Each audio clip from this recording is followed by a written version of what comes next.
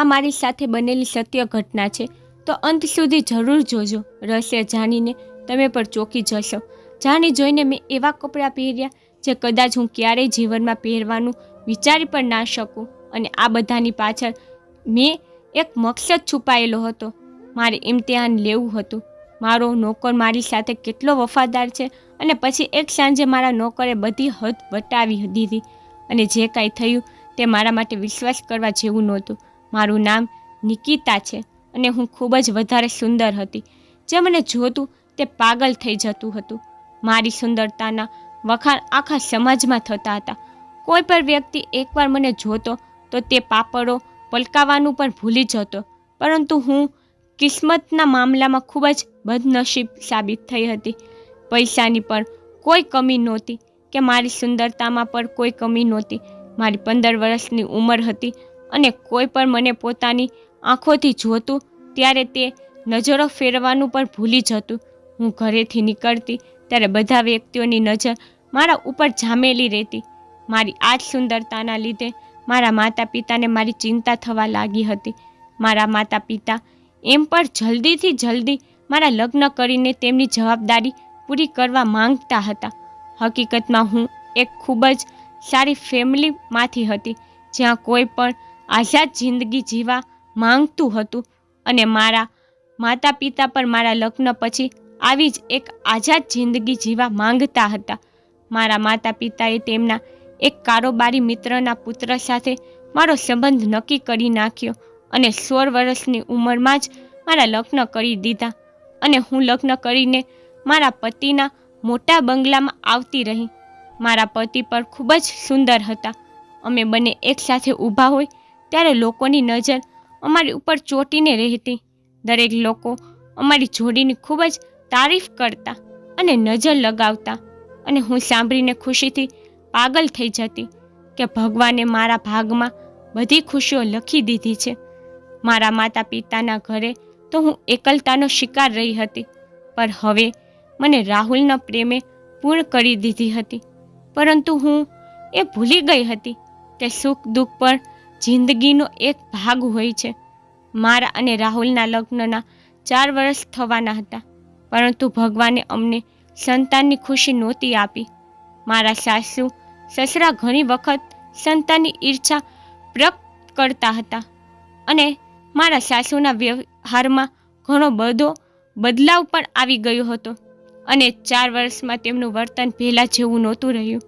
તેમને દરરોજ એ જ ઈચ્છા રહેતી કે હું ક્યારે તેમને કોઈ ખુશ ખબર સંભળાવું અને તે ખુશીમાં નાચવા માંડે. પરંતુ આ બધું મારા હાથમાં નહોતું. સંતાન તો કુદરતની તરફથી આપવામાં આવે છે, બધા પ્રકારના ઈલાજ પછી. પણ જ્યારે અમારા ખોરામાં કોઈ ખુશીઓ ના આવી તો મારા સાસુએ રાહુલને બીજા લગ્ન કરાવવાનું કહ્યું. પણ રાહુલ મને સાચો પ્રેમ કરતા હતા, એટલા માટે પહેલાં તો તેમને તેમની મમ્મીને સાફ ઇનકાર કરી દીધો. પરંતુ દરરોજની વધતી જતી જીદના દબાણને કારણે તે મને લઈને એક બીજા બંગલામાં શિફ્ટ થઈ ગયા. મને લાગતું હતું કે કદાચ હવે જિંદગીમાં થોડી શાંતિ થઈ જશે, પરંતુ મારો આ વિચાર થોડા જ દિવસોનો મહેમાન સાબિત થયો. એક દિવસ રાહુલ ઓફિસમાંથી ઘરે પાછા આવી રહ્યા હતા, અને બ્રેક ફેલ થવાથી તેમની ગાડીનો એક્સિડન્ટ થઈ ગયો, અને તે ત્યાં જ મૃત્યુ પામ્યા. 20 વર્ષની ભરી જવાનીમાં જ હું વિધવા થઈ ગઈ. આટલા મોટા બંગલામાં હું એકલી કેવી રીતે જીવન વિતાવતી? આ જ વિચારીને મેં થોડા દિવસો વિતાવ્યા, અને પછી મારા માતા પિતાના ઘરે આવતી રહી. પણ કહેવાય છે ને કે વિદાય થયા પછી દીકરીઓ પારકી થઈ જાય છે. એકદમ સાચું જ કહે છે. અને થોડા જ મહિનાઓમાં જ મારા ભાભીઓએ મને ટોળા સંભળાવવાનું શરૂ કરી દીધું. તેમના માટે હું માત્ર બોજ સિવાય બીજું કોઈ નહોતી. અમારા સમાજના અજીબ અજીબ છોકરાઓના સંબંધો તે મારા માટે બતાવવા લાગ્યા. હજુ તો હું રાહુલના મૃત્યુના ગમમાંથી જ બહાર નહોતી નીકળી, તો બીજા લગ્ન માટે કેવી રીતે વિચારી શકતી હતી? મને સારી રીતે અંદાજ આવી ગયો હતો કે લોકો મને થોડા દિવસોથી વધારે સહન નહીં કરી શકે. જો કે મારા સાથથી તેમને કોઈ તકલીફ પણ નહોતી પહોંચતી. તેમના વર્તનને જોઈને મેં ફેસલો કર્યો કે હું રાહુલના બંગલામાં પાછી શિફ્ટ થઈ જઈશ. તન્હાઈમાં જીવન વિતાવવું આ લોકોની સાથે જીવન વિતાવવા કરતાં બહેતર છે, જે મારા મોઢા સામે તો ખૂબ જ સારા હતા, પરંતુ મારી પીઠ પાછળ મને ફક્ત તેમની જિંદગીમાંથી કાઢવા માંગતા હતા. હું મારી મમ્મીના ઘરેથી પાછી મારા બંગલામાં આવી ગઈ હતી. રાહુલનો કારોબાર પપ્પાએ સંભાળ્યો હતો. ખર્ચની એક રકમ મારા એકાઉન્ટમાં ટ્રાન્સફર થવા લાગી હતી. મને શરૂઆતથી જ લાડમાં ઉછેરી હતી, એટલે કામકાજની તો મને આદત નહોતી. હંમેશા નોકર ચાકર મારી આગળ પાછળ રહેતા હતા, પરંતુ આટલા દિવસોથી બંગલો બંધ રહેવાના લીધે બધા જ નોકરો કામ છોડીને જતા રહ્યા હતા. એ તો સારું છે, મારી એક જૂની નોકરાણી મારી સાથે આવતી રહી હતી, પરંતુ તે ખૂબ જ વધારે બીમાર થઈ ગઈ હતી. તેને મને રજાની વિનંતી કરી તો હું પરેશાન થઈ ગઈ, કારણ કે તેની વગર હું બિલકુલ પણ ગુજારો નહોતી કરી શકતી. તે કહેવા લાગી, માલકીન, હું ગામડે જઈશ તો ત્યાંથી મારા ભાઈને મોકલી દઈશ. તે તમારા બધા કામકાજ કરી દેશે અને તમારું ખૂબ જ ધ્યાન પણ રાખશે.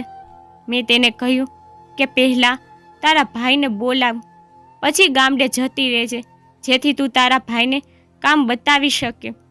તે તરત જ માની ગઈ અને તેને પોતાના ભાઈને ગામડેથી બોલાવી લીધો. તેનો ભાઈ એક 18 વર્ષનો સુંદર અને યુવાન છોકરો હતો, જેને જોઈને હું ચોંકી ગઈ હતી. મને તો લાગ્યું હતું કે તે કોઈ 13-14 વર્ષનો બાળક હશે, પરંતુ આ તો સારો એવો જવાન છોકરો હતો. મારી નોકરાનીએ તેને ઘરનું બધું કામ સમજાવી દીધું. તે છોકરો ખૂબ જ મહેનતુ હતો, ખૂબ જ ઝડપથી હાથ ચલાવીને બધા કામકાજ કરી રહ્યો હતો. 2 દિવસમાં તેની બહેને તેને બધું કામકાજ સમજાવી દીધું અને એ પછી તે મારી પાસેથી થોડા મહિનાની રજા લઈને ગામડે જતી રહી. હકીકતમાં બીમાર તો થઈ જ હતી, પરંતુ હવે તેના ઘરના લોકોએ તેના લગ્ન પણ નક્કી કરી નાખ્યા હતા અને કદાચ તે ફરીથી ક્યારેય પાછી નહોતી આવવાની. મારી નોકરાની જતી રહી અને તેનો ભાઈ મજૂરોવાળા રૂમમાં જ રહેવા લાગ્યો. વધારે લોકો નહોતા, એટલા માટે હું વધારે નોકરને રાખવા પણ નહોતી માંગતી. તે નોકરાનીના ભાઈનું નામ રોહન હતું. આગલી સવારે રોહન નાસ્તો લઈને રૂમના દરવાજા ઉપર આવ્યો. હું દરરોજ સવારે 10 વાગ્યે જ નાસ્તો કરતી હતી. મેં તેને રૂમની અંદર જ બોલાવી લીધો. હું હજી સુધી નાઇટ ડ્રેસમાં જ હતી અને પથારીમાં આડી પડેલી હતી. હું તેને જોઈને ઊભી થઈને બેસી ગઈ. તે મારો નાસ્તો બાજુના ટેબલ ઉપર મૂક્યા પછી માથું નમાવીને ઊભો રહી ગયો, જેમ મારા આગલા આદેશની રાહ જોતો હોય. હું ખામોશીથી તેની સામે જોવા લાગી. તે 18 વર્ષનો હતો, પરંતુ કદાચ ગામડાના સંજોગોએ તેને ઉંમરથી વધારે જ મોટો કરી દીધો હતો. તે એક ભરાવદાર અને ખૂબ જ મોટો આદમી નજર આવી રહ્યો હતો.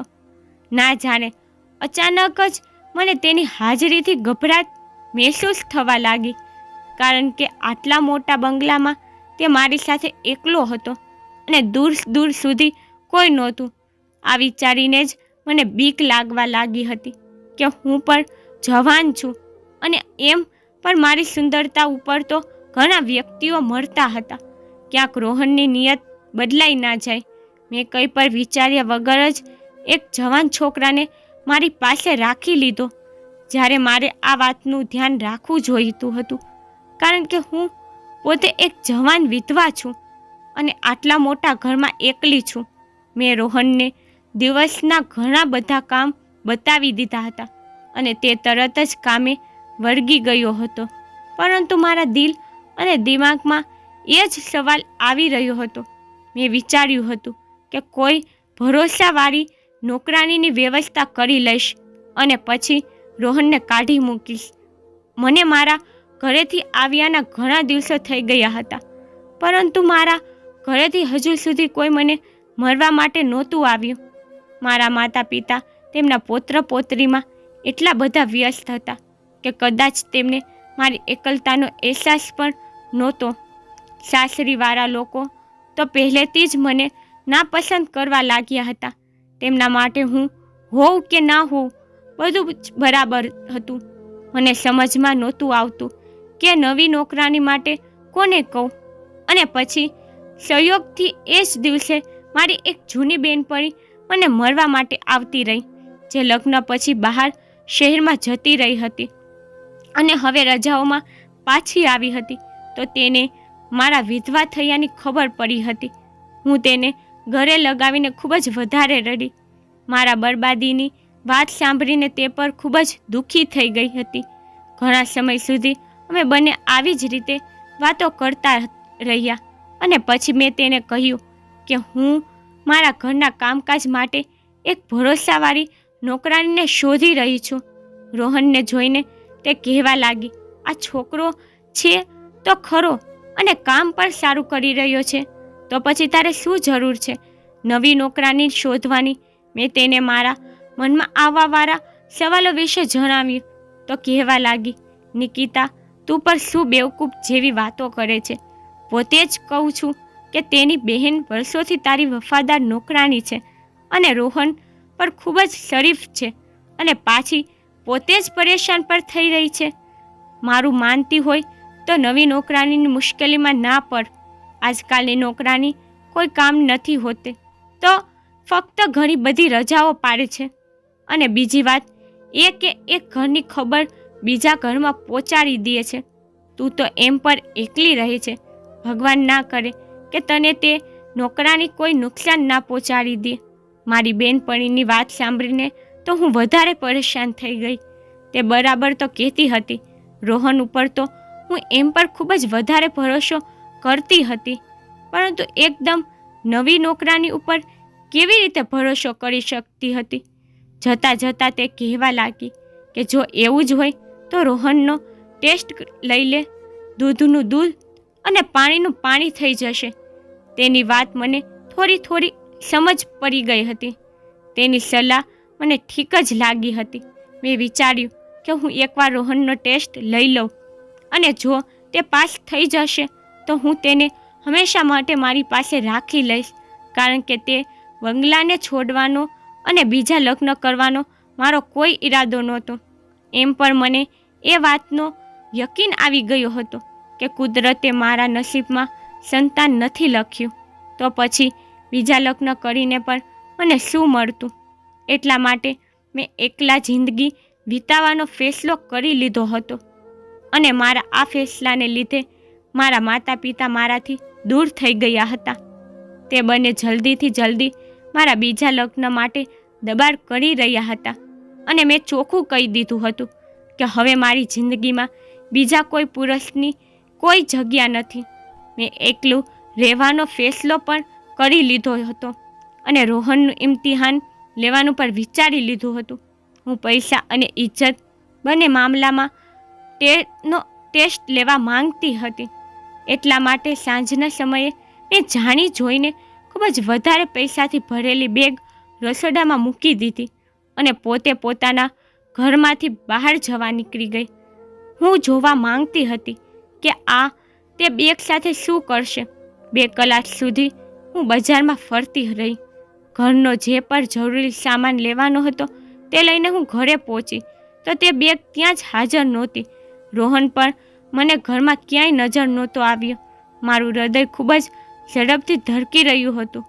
હું બધો સામાન લઈને મારા રૂમમાં આવી તો એ જોઈને આશ્ચર્યમાં પડી ગઈ કે તે બેગ મારા રૂમમાં રાખેલી હતી.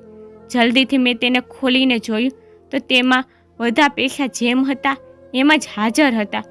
એક ક્ષણ માટે મને શાંતિ થઈ કે રોહનની નિયત પૈસા ઉપર ખરાબ નથી, પરંતુ બીજા જ ક્ષણે મને ખ્યાલ આવ્યો કે બની શકે છે તેને ખબર જ ના હોય કે આમાં પૈસા છે. એટલા માટે મેં બીજી રીતે તેમનું ઇમ્તિહાન લેવાનું વિચાર્યું. રાત થયા પહેલાં રોહન આખા ઘરમાં એક નજર નાખીને તેના રૂમમાં સૂવા માટે જતો હતો. મેં જાણી જોઈને થોડા પૈસાને તેના રૂમમાં જવાના રસ્તા ઉપર ફેંકી દીધા. મને વિશ્વાસ હતો કે તે પૈસા રોહનની નજરમાં જરૂર આવશે. હું મારા રૂમમાં આવીને શાંતિથી આડી પડી ગઈ અને હું સવારની રાહ જોઈતી હતી. હું જોવા માંગતી હતી કે આ ઇમ્તિહાનમાં તે કેવી રીતે પાસ થશે, અને પછી હું એ વિચારતી રહી કે આખી રાત કદાચ મને રાહ જોવામાં ઊંઘ નહીં આવે. પરંતુ આ મારી ભૂલ સાબિત થઈ. મને રૂમમાં આવ્યાની વધારે વાર નહોતી થઈ કે રૂમનો દરવાજો ખખડાવા લાગ્યો. પહેલાં તો હું આશ્ચર્યમાં પડી ગઈ, પરંતુ રોહનનો અવાજ સાંભળ્યા પછી મેં તેને અંદર આવવાની પરવાનગી આપી દીધી. તે માથું નમાવીને રૂમમાં આવ્યો અને મારી સામે પૈસા રાખીને કહેવા લાગ્યો કે આ પૈસા મારા રૂમના રસ્તા ઉપર પડ્યા હતા અને આ મારા નથી. રોહનની આ વફાદારી એ મને આશ્ચર્યચકિત કરી દીધી હતી. તે પૈસા લગભગ 2 લાખ જેટલા હતા. મેં રોહનને કહ્યું કે આ પૈસા તો મારા પર નથી, તું ચાહે તો આ પૈસા રાખી શકે છે. હું તેને તેની વફાદારીનું ઇનામ આપવા માંગતી હતી.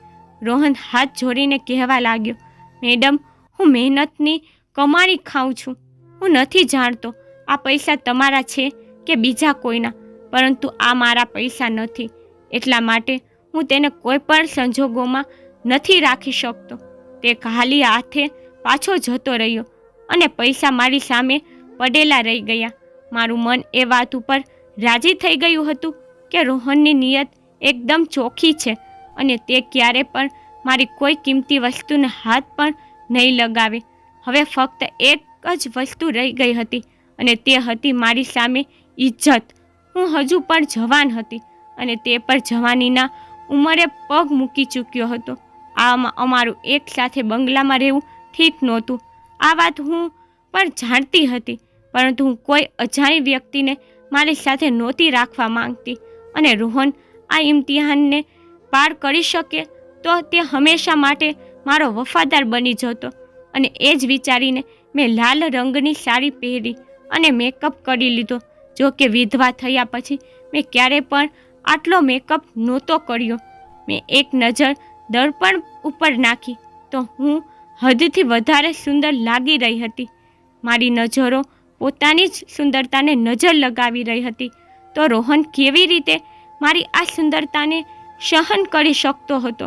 હું પૂરેપૂરી તૈયારી થઈને ડાઇનિંગ ટેબલ ઉપર જઈને બેસી ગઈ અને રોહનને કહ્યું કે તે સાંજની ચા લાવીને મારી સાથે જ બેસી જાય. રોહન સાંજની ચા લઈને આવ્યો તો મેં તેને જબરદસ્તી મારી સામે જ બેસાડી દીધો અને તેને તેના વિશે સવાલો પૂછવા લાગી. તે ક્યારેય મારી સામે નજર ઉઠાવીને જોતો અને પછી તરત જ નજર નમાવી લેતો. મને તેનો અંદાજ ખૂબ જ સારો લાગી રહ્યો હતો.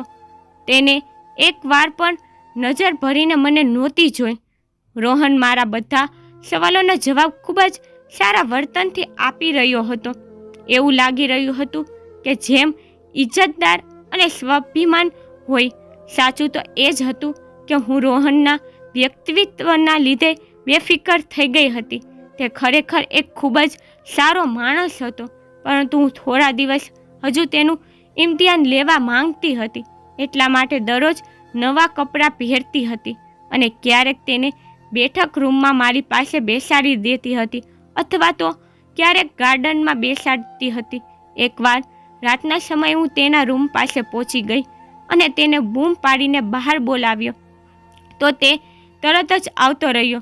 મેં ગુલાબી રંગની નાઇટી પહેરેલી હતી. મને વિશ્વાસ હતો કે તે આજે મને નજર ભરીને જરૂર જોશે, પરંતુ તે આજે પણ માથું નમાવીને ઊભો હતો. મેં રોહનને કહ્યું કે મને ઊંઘ નથી આવી રહી, મને કોફી બનાવીને આપી દે. તે મારી પાછળ જ આવતો રહ્યો. હું તેની સામે રસોડાના દરવાજા જોડે ઊભી રહી ગઈ. મારા વાળ પૂરેપૂરા ખુલ્લા હતા અને મારી નજરો રોહન ઉપર જામેલી હતી, પરંતુ તે પૂરેપૂરો કોફી બનાવવામાં મગન હતો. તેને કોફી બનાવીને મારી સામે મૂકી દીધી અને જે રીતે આવ્યો હતો એવી જ રીતે પાછો જતો રહ્યો. તેના આ અંદાજે મને પૂરેપૂરી ચોંકાવીને રાખી દીધી હતી. તેને કોઈક રીતે મારી સુંદરતાને નજરઅંદાજ કરી દીધી હતી. આ વાત મારા માટે એકદમ અનોખી હતી. કદાચ તે મારો ભરોસો જીતવાનો પ્રયત્ન કરી રહ્યો હતો, કારણ કે આજ સુધી મારી જિંદગીમાં જેટલા પણ પુરુષો આવ્યા હતા તે જ્યારે પણ મને જોતા ત્યારે નજર નમાવાની ભૂલી જતા હતા. એક સાંજે મેં બ્લેક કલરનું ખૂબ જ સુંદર ગાઉન પહેર્યું અને વાળને ખોલીને એકદમ મસ્ત તૈયાર થઈ ગઈ. મને એ વાત ઉપર વિશ્વાસ આવી ગયો હતો કે રોહન મારી ઉપર નજર નહીં નાખે. મારો સફેદ રંગ કાળા કપડામાં એકદમ ચમકી રહ્યો હતો. હું પથારી ઉપર આડી પડી ગઈ અને મેં જાણી જોઈને રોહનને રૂમમાં બોલાવી લીધો અને તે માથું નમાવીને રૂમમાં આવી ગયો હતો. મેં તેને કહ્યું કે મારું માથું ખૂબ જ દુખે છે, મારું માથું દબાવી દે.